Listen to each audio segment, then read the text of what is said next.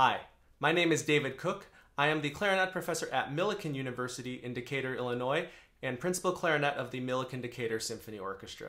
In the summers, I am a member of the clarinet faculty at LoveBlueLake Fine Arts Camp, and in this video, we'll be talking about some tips to help improve the clarinet embouchure.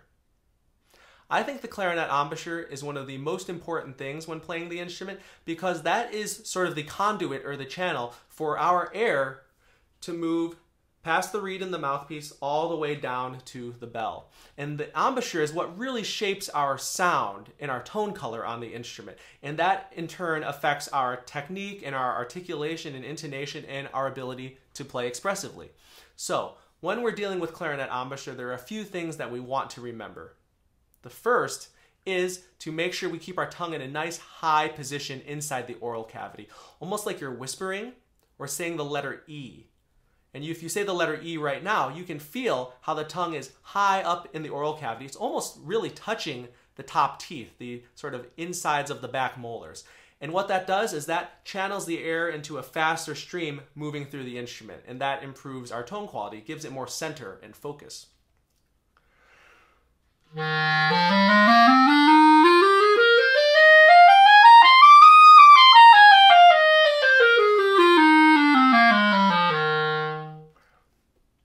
On the other hand, if we have a lower tongue position, almost like saying the letter O or the letter A, what that does is that sort of gives a slower airstream and a wider, less focused sound, and that can actually make it more difficult to play the upper notes of the instrument in the altissimo register.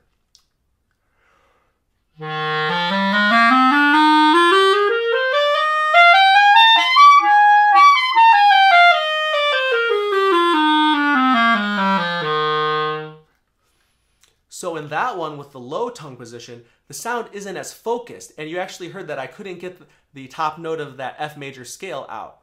So that's why it's really important to have an E tongue position, because it gives us a faster airstream that helps improve our registers and our tone quality. Another important thing to remember with the clarinet embouchure is how much lower lip you're supposed to roll over the lower teeth. Sometimes I see students with too much lip rolled over so you can't see any at all. And sometimes it's not enough. And what that does is that has too much lip muffling the reed. What I like to aim for is if you have about a third of the lip showing. When it comes to the top lip doesn't have to curl over at all. That just sort of tucks up against the upper teeth and rests on top of the mouthpiece. And I actually like to have this lip sort of press down into the mouthpiece itself. That helps sort of center the embouchure and gives a better grip on the mouthpiece. A third point to remember with the clarinet embouchure is what to do with the corners of the mouth. We always want the cheeks to be in. You don't want to have puffed cheeks like this. But we want to make sure the corners stay in and the chin pulls down. I like to actually think about a triangle with the two corners and the bottom of the chin, sort of right here. And with that triangle, we're able to make sure we have enough pressure on the mouthpiece from the sides that we're not squeezing and clamping the reed. If we have too much pressure on the reed, it sounds like this.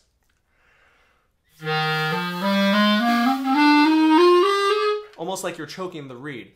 We want to make sure that we don't bite the reed unnecessarily, and that's what bringing these corners in is really helpful for.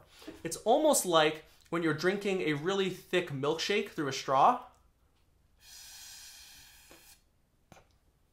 and your corners sort of, the side of your mouth sort of firm up and move inward, and this flattens out. And you can simulate that on the instrument.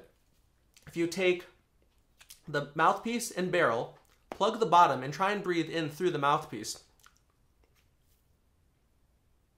Of course, you can't breathe anything in, but you can feel this all moving toward the center. And then try and get that same feeling on the clarinet. What you can do first, however, is plug the bottom of the barrel, inhale, and then release your hand and exhale, and you'll get a sound.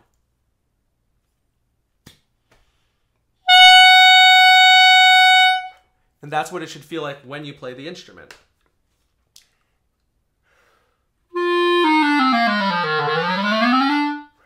And bringing those corners in always helps reduce too much biting or vertical pressure on the reed.